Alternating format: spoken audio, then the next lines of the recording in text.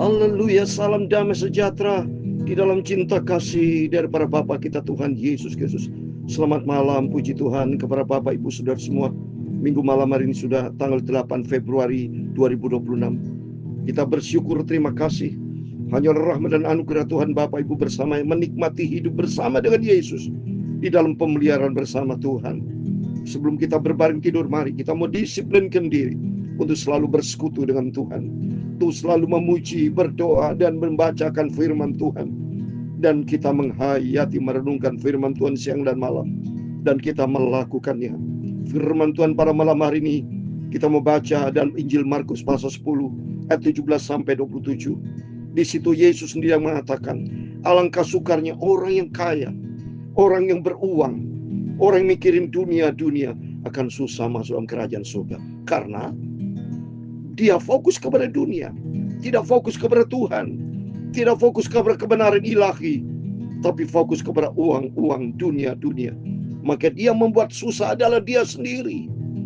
Padahal Tuhan datang, mari kepadaku, kamu sekalian lesu dan beban berat. Kalau kita percaya kepada Tuhan, simple saudara, sederhana. Percaya kepada Tuhan dan taat kepada firman Allah, masuk bagian dalam kerajaan surga. Saya Pastor Yakub Rahmat akan menyanyikan pujian di dalam buku Tabernakel Keluri nomor 403. Harta di sana, karena harta yang di surga kekal. Harta dunia semua akan kita tinggalkan. Harta di sana, amin, haleluya. Harta di surga, amin, haleluya. Harta dunia tidak berikan keselamatan padaku, amin, haleluya. Waktu saya sampai surga, pintu terbuka, amin, haleluya. Saya ada harta di sana di surga, amin, haleluya. Harta di surga, amin, haleluya. Saya punya harta di surga, amin, haleluya. Harta dunia tidak bisa keselamatan hidupku, amin, haleluya. Aku percaya pada Tuhan Yesus, punya harta di surga, amin, haleluya. Saya punya harta di surga bersama Tuhan Yesus, amin, haleluya. Dalam Injil Matius pasal 6 ayat 20, tetapi kumpulkanlah bagimu harta di surga ngengat dan karat tidak merusakkannya, dan pencuri tidak membongkar serta mencurinya, haleluya. Saya punya harta di surga kekal selamanya, oh haleluya. Ya Tuhan, punya pula kebesaran dan kejayaan, kehormatan, kemasyhuran, dan keagungan. Ya segala yang ada di langit dan di bumi, amin, haleluya. Ya Tuhan, punya pula kerajaan dan Kau yang tertinggi itu melebihi segala-galanya. Sebagai kepala, sebab kekayaan dan kemuliaan itu semua berasal daripadamu, dan Engkaulah yang berkuasa atas segala-galanya. Dalam tangan-Mu kekuatan dan kejayaan, amin, haleluya. Dalam tangan-Mu kuasa membesarkan dan mengukuhkan segala-galanya. Sekarang ya Allah kami bersyukur kepadamu dan memuji nama-Mu yang agung itu, Tuhan Yesus Kristus, amin, haleluya. Itulah Bapakku, haleluya. Tuhan Yesus Kristus berjanji akan datang kembali, haleluya. Saya mau setia dan taat pada firman-Nya. Haleluya. Saya ada harta di surga kekal selamanya. Oh amin, haleluya. Bapa, malam hari ini kami membaca firman-Mu Bapa. Sucikan mulutku, pikiran dan hatiku Bapa. Ampunilah semua dosa dan salahku. Amin, haleluya. Perbaruilah hidupku ya Tuhan. Sucikanlah hidupku, haleluya. Bentuklah hidupku ya Yesus, untuk menjadi serupa dengan Tuhan Yesus. Terima kasih Bapa. Berfirman Bapa, hatiku selalu merindu, jiwaku haus akan Engkau Bapa. Dalam nama Tuhan Yesus kami sudah berdoa dan mengucap syukur. Haleluya. Amin, amin. Selamat malam, Tuhan semua memberkati Bapak Ibu Saudara semua. Sesuai dengan pujian ini kita simpan harta di sorga Bapak Ibu. Sesuai dengan firman Tuhan di dalam Injil Matius pasal yang ke-6, puji Tuhan, ayat yang ke-20. Tetapi kumpulkanlah bagimu harta di sorga. Di surga ngengat dan karat tidak merusakkannya, dan pencuri tidak membongkar serta mencurinya. Nggak ada pencuri saudara di surga. Karena di dalam kerajaan surga ada kebenaran, ada damai sejahtera dan sukacita Roh Kudus. Jadi orang jahat, pencuri, provokator, koruptor, nggak ada saudara. Tidak bisa masuk dalam kerajaan surga. Karena di tempat surga adalah tempat tahta Tuhan. Penuh dengan kekudusan, penuh dengan kebenaran. Tidak ada barang yang najis. Oleh itu mari Bapak Ibu, selagi kita hidup di dalam dunia ini, mari simpan harta di surga, yaitu hidup di dalam firman Tuhan. Biar hari-hari kita menanti kedatangan Tuhan. Isilah hidup kita dengan kebenaran Tuhan. Amin. Puji nama Tuhan. Mari kita kembali kepada firman Tuhan. Kita mau selalu haus akan kebenaran firman Tuhan. Kita cinta Tuhan Yesus, cintakan firman Tuhan. Markus pasal 10, kita membaca ayat 17 sampai 27. Demikian firman Tuhan. Pada waktu Yesus berangkat untuk meneruskan perjalanannya, datanglah seorang berlari-lari mendapatkan dia, dan sambil bertelut di hadapannya, ia bertanya, "Guru yang baik, apa yang harus kuperbuat untuk memperoleh hidup yang kekal?" Wah, bagus sekali saudara. Ya, ini seorang yang mengerti tentang arti hidup ini. Dia ingin tahu tentang hidup yang kekal. Saya yakin ini sudah banyak mendengar berita tentang Yesus dan selalu mendengar ajaran Yesus tentang kerajaan surga. Jadi tersentuh hatinya. Dia berlari. Demikian kehidupan kita, mari kita mau sungguh-sungguh mencari Tuhan. Kita malam hari sebelum kita berbaring tidur, sama halnya kita selalu ingin cari perkara-perkara surgawi. Cari dulu kerajaan Allah serta kebenarannya. Tempatkan Tuhan Yesus nomor 1, saudara. Ya, dunia ini akan lenyap, saudara. Dunia akan hancur. Ya, tinggal tunggu saatnya nanti, saudara. Mari kita mau simpan harta di surga. Apa jawab Yesus? Mengapa kau katakan aku baik? Tak ada seorang pun yang baik selain daripada Allah saja. Amin. Ya, sebab pada waktu itu Yesus masih sebagai manusia. Dia tujukan bukan memakai bukti nyata, saudara. Beda ya. Yesus sebagai manusia, ya, keilahiannya kelihatan sekali, saudara. Bukan kesombongan. Yesus tidak ngomong, iya yang baik aku, hanya aku satu saya yang baik. Tidak demikian. Tapi dia sentralnya Tuhan. Demikian kehidupan kita, mari semuanya kita sentralnya Tuhan Yesus. Ya, ini Yesus menjadi contoh yang sempurna. Ya, kalau kita jujur aja, dibilang baik, oh senang kita, besar kepala kita. Ya, tapi kalau Yesus menjadi contoh yang baik, mari di sini belajar kita untuk rendah hati. Tidak ada yang baik dalam kehidupan kita. Hanya satu yang baik, Tuhan Yesus. Dia sebagai Allah. Engkau tentu mengetahui segala perintah Allah. Jangan membunuh, jangan berzina, jangan mencuri, jangan mengucapkan saksi dusta, jangan mengurangi hak orang, hormatilah ayahmu dan ibumu. Oh jelas saudara ya, semua perintah-perintah Tuhan ini kita kerjakan. Kita tidak boleh membunuh karakter, apalagi bunuh diri tidak boleh, saudara. Sama. Bunuh diri itu berarti membunuh diri sendiri itu sudah dilarang. Jangan membunuh. Berarti jangan membunuh diri sendiri, itu berdosa.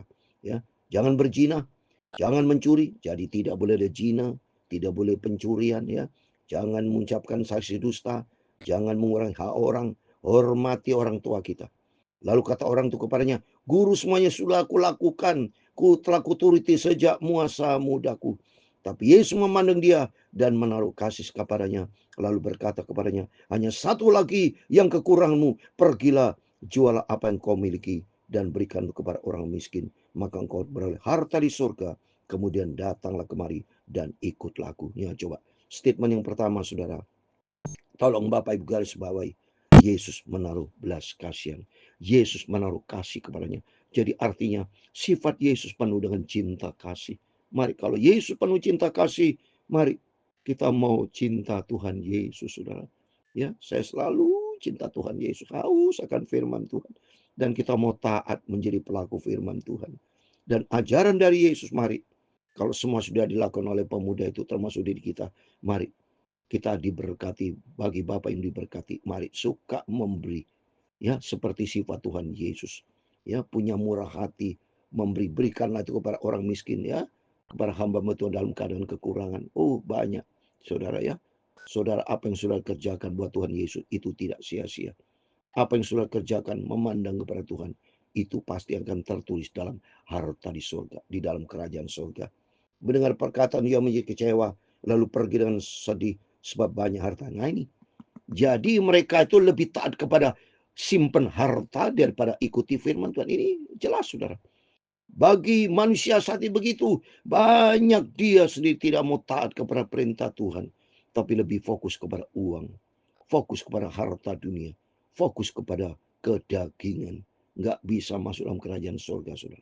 Ya, kalau orang pilih mamon, ya silakan pilih mamon. Jadi ini firman Allah luar biasa membawa kita bersama. Ayo kita belajar memprioritaskan Tuhan di atas segala-galanya. Kita mau belajar taat kepada firman Tuhan. Karena dia fokus kepada harta, fokus kepada dunia. Dunia akan lenyap. Tapi benar firman Allah, dunia akan lenyap. Tapi bagi orang yang melakukan kehendak Allah. Mari kata firman Tuhan, supaya kita punya harta di surga. Kita harus belajar berbelas kasihan, punya sifat murah hati. Ikut Yesus bukan fokus kepada harta, tapi kita fokus kepada harta di surga. Lalu Yesus memandang murid-muridnya di sekelilingnya dan berkata kepadanya, alangkah sukarnya orang beruang masuk dalam kerajaan surga. Orang yang beruang, yang pikirnya uang-uang. Malah kata firman Tuhan di dalam 1 Timotius 6 ayat 10, cintakan uang itu akar segala jenis kejahatan. Karena fokus kepada uang, saudara, orang itu sombong, ya, berbuat seenak-enaknya, bisa korupsi, ya, segala macam dilakukan. Bisa berzina, berselingkuh, berjudi, mabok, pokoknya tidak karu-karuan manusia. Kalau cintakan uang, akar segala jenis kejahatan. Saya mau baca nih, supaya jelas. 1 Timotius pasal 6 ayat 10 dikatakan, karena akar segala kejahatan ialah cinta uang. Sebab oleh memburu uanglah beberapa orang telah menyimpang dari iman dan menyiksa dirinya dengan berbagai-bagai dosa. Iya, menyiksa. Koruptor itu menyiksa, saudara. Ya, berbuat yang tidak benar itu pasti, pencuri itu juga menyiksa. Pokoknya mari melalui firman Tuhan pada malam ini kita mau benahi hidup kita. Kita mau sungguh ikut Tuhan. Kita jauhkan dari hal yang tidak berkenan sama Tuhan. Tapi kita memprioritaskan kerajaan surga. Ya, jadi jelas orang yang pikirnya uang tidak bisa. Susah karena pikirannya uang. Murid-muridnya tercengang mendengar perkataannya itu. Tapi Yesus menyambung lagi, anak-anakku alangkah sukarnya masuk ke dalam kerajaan Allah. Lihat ini, Yesus yang ngomong. Saya sudah katakan dalam Matius 22 ayat 14. Banyak yang dipanggil, sedikit yang terpilih. Kan orang banyak memilih dunia. Orang banyak memilih egois. Banyak memilih kepentingan dari sini. Tidak kepentingan Tuhan. Tidak mikirin kerajaan surga. Luar biasa firman Allah malam hari ini, saudara. Lebih mudah seekor unta melewati lubang jarum daripada seorang yang kaya masuk ke dalam kerajaan. Saking Tuhan itu memberikan ilustrasi, saudara, supaya orang itu sungguh-sungguh bertobat. Jadi Bapak Ibu yang sangat diberkati, mari kita mau fokus kepada Tuhan. Jangan fokus kepada harta dunia, tapi fokus kepada Tuhan. Memang kalau di Israel, saudara, ada lubang jarum, pintu lubang jarum. Sehingga kalau unta mau masuk, saudara, itu harus bungkuk, saudara. Ya, tapi orang kaya mana mau bungkuk, saudara, tegak. Orang kaya kan sombong, dia selalu tegak, tidak mau rendah hati.